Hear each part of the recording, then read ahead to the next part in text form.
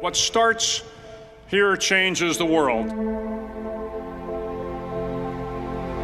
I have a few suggestions that may help you on your way to a better world. And while these lessons were learned during my time in the military, I can assure you that it matters not whether you ever served a day in uniform. It matters not your gender, your ethnic or religious background, your orientation, or your social status. Our struggles in this world are similar, and the lessons to overcome those struggles and to move forward, changing ourselves and changing the world around us, will apply equally to all. So here are the 10 lessons I learned from basic SEAL training that hopefully will be of value to you as you move forward in life. Every morning in SEAL training, my instructors, who at the time were all Vietnam veterans, would show up in my barracks room, and the first thing they'd do was inspect my bed. If you did it right, the corners would be square, the covers would be pulled tight, the pillow centered just under the headboard, and the extra blanket folded neatly at the foot of the rack. It was a simple task, mundane at best, but every morning we were required to make our bed to perfection. It seemed a little ridiculous at the time, particularly in light of the fact that we were aspiring to be real warriors, tough, battle-hardened SEALs. But the wisdom of this simple act has been proven to me many times over. If you make your bed every morning, you will have accomplished the first task of the day. It will give you a small sense of pride, and it will encourage you to do another task, and another, and another. And by the end of the day, that one task completed will have turned into many tasks completed. Making your bed will also reinforce the fact that the little things in life matter. If you can't do the little things right, you'll never be able to do the big things right. And if by chance you have a miserable day, you will come home to a bed that is made, that you made. And a made bed gives you encouragement that tomorrow will be better. So if you want to change the world, start off by making your bed.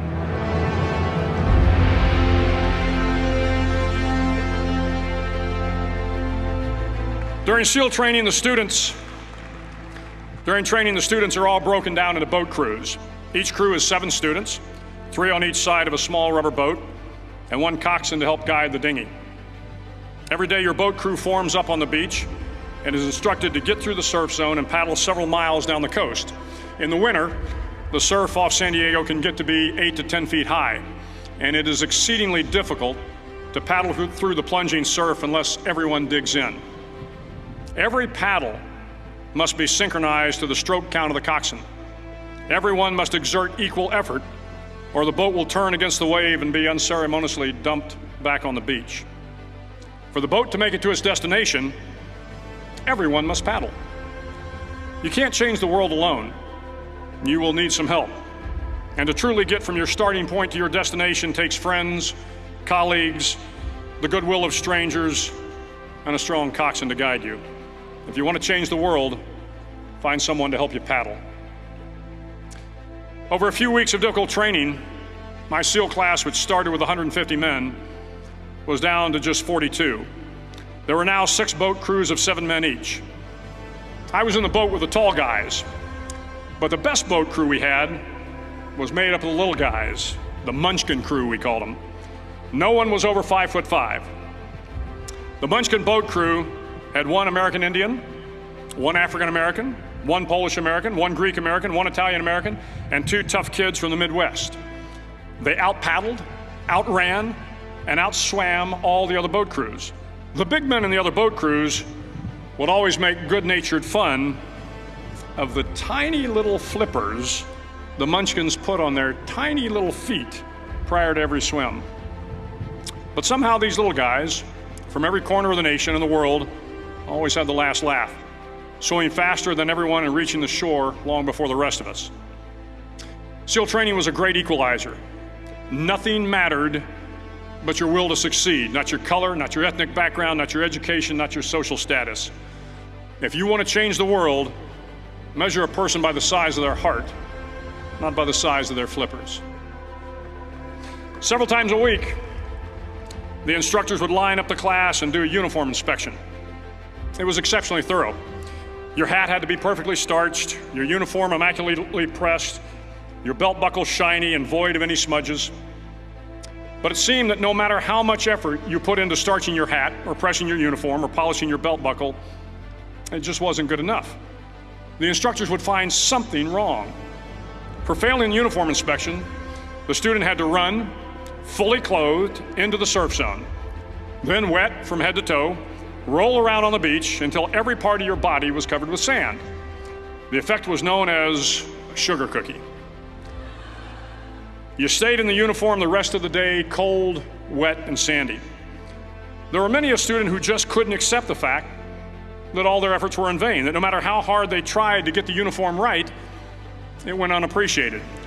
Those students didn't make it through training. Those students didn't understand the purpose of the drill. You were never going to succeed. You were never going to have a perfect uniform. The instructors weren't going to allow it. Sometimes, no matter how well you prepare or how well you perform, you still end up as a sugar cookie. It's just the way life is sometimes. If you want to change the world, get over being a sugar cookie and keep moving forward. Every day during training, you were challenged with multiple physical events: long runs, long swims, obstacle courses, hours of calisthenics, something designed to test your mettle. Every event had standards, times you had to meet. If you failed to meet those times, those standards, your name was posted on a list, and at the end of the day, those on the list were invited to a circus. A circus was 2 hours of additional calisthenics, designed to wear you down, to break your spirit, to force you to quit. No one wanted a circus. A circus meant that for that day, you didn't measure up. A circus meant more fatigue, and more fatigue meant that the following day would be more difficult and more circuses were likely. But at some time during SEAL training, everyone made the circus list. But an interesting thing happened to those who were constantly on the list. Over time, those students who did 2 hours of extra calisthenics got stronger and stronger. The pain of the circuses built inner strength and physical resiliency. Life is filled with circuses. You will fail. You will likely fail often. It will be painful. It will be discouraging. At times, it will test you to your very core. But if you want to change the world, don't be afraid of the circuses. At least twice a week, the trainees were required to run the obstacle course. The obstacle course contained 25 obstacles, including a 10-foot wall, a 30-foot cargo net, a barbed wire crawl, to name a few. But the most challenging obstacle was the slide for life. It had a 3-level, 30-foot tower at one end and a 1-level tower at the other. In between was a 200-foot long rope. You had to climb the 3-tiered tower, and once at the top, you grabbed the rope, swung underneath the rope, and pulled yourself hand over hand until you got to the other end. The record for the obstacle course had stood for years when my class began in 1977. The record seemed unbeatable until one day a student decided to go down the slide for life head first. Instead of swinging his body underneath the rope and inching his way down, he bravely mounted the top of the rope and thrust himself forward. It was a dangerous move, seemingly foolish and fraught with risk. Failure could mean injury and being dropped from the course. Without hesitation, the student slid down the rope perilously fast. Instead of several minutes, it only took him half that time. And by the end of the course, he had broken the record. If you want to change the world, sometimes you have to slide down the obstacles head first. During the land warfare phase of training, the students are flown out to San Clemente Island, which lies off the coast of San Diego. The waters off San Clemente are a breeding ground for the great white sharks. To pass SEAL training, there are a series of long swims that must be completed. One is the night swim. Before the swim, the instructors joyfully brief the students on all the species of sharks that inhabit the waters off San Clemente.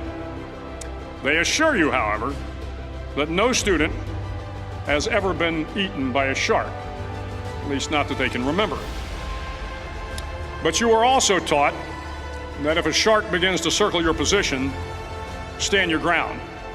Do not swim away. Do not act afraid.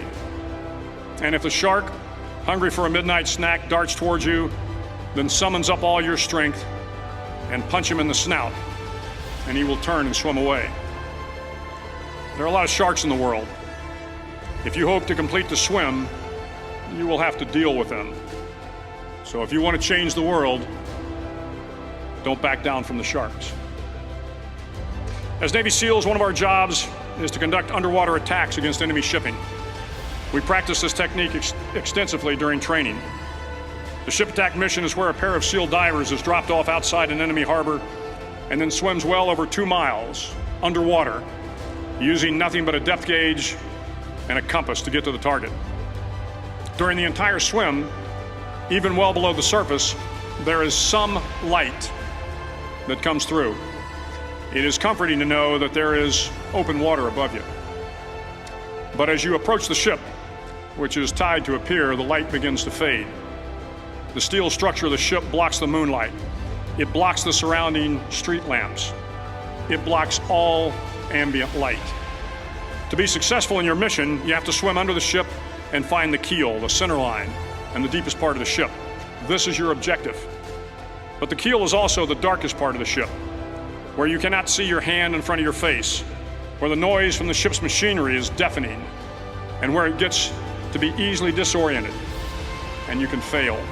Every SEAL knows that under the keel, at that darkest moment of the mission, is a time when you need to be calm, when you must be calm, when you must be composed, when all your tactical skills, your physical power, and your inner strength must be brought to bear. If you want to change the world, you must be your very best in the darkest moments. The 9th week of training is referred to as Hell Week. It is 6 days of no sleep, constant physical and mental harassment, and one special day at the Mud Flats. The Mud Flats are an area between San Diego and Tijuana where the water runs off and creates the Tijuana Sloughs, a swampy patch of terrain where the mud will engulf you. It is on Wednesday of Hell Week that you paddle down to the Mud Flats and spend the next 15 hours trying to survive this freezing cold, the howling wind, and the incessant pressure to quit from the instructors. As the sun began to set that Wednesday evening, my training class, having committed some egregious infraction of the rules, was ordered into the mud. The mud consumed each man till there was nothing visible but our heads. The instructors told us we could leave the mud if only 5 men would quit. Only 5 men, just 5 men, and we could get out of the oppressive cold. Looking around the mud flat, it was apparent that some students were about to give up. It was still over 8 hours till the sun came up. 8 more hours of bone-chilling cold. The chattering teeth and the shivering moans of the trainees were so loud, it was hard to hear anything. And then one voice began to echo through the night. One voice raised in song. The song was terribly out of tune, but sung with great enthusiasm.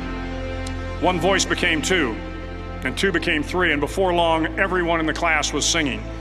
The instructors threatened us with more time in the mud if we kept up the singing, but the singing persisted, and somehow the mud seemed a little warmer, and the wind a little tamer, and the dawn not so far away. If I have learned anything in my time traveling the world, it is the power of hope.